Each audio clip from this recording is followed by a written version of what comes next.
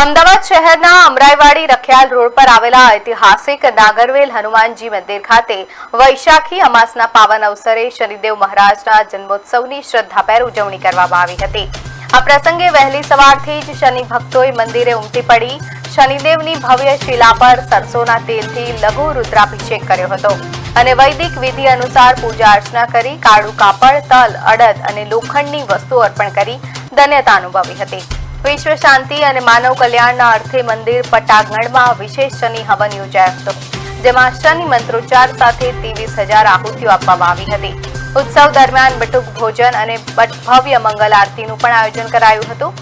મંદિરના મહંત શ્રી રંગનાથાચાર્યજી મહારાજે જણાવ્યું હતું કે આ પવિત્ર દિવસે શ્રદ્ધાપૂર્વક કરાતી ઉપાસનાથી જીવનના તમામ સંકટો, પીડા અને ભય દૂર થાય છે।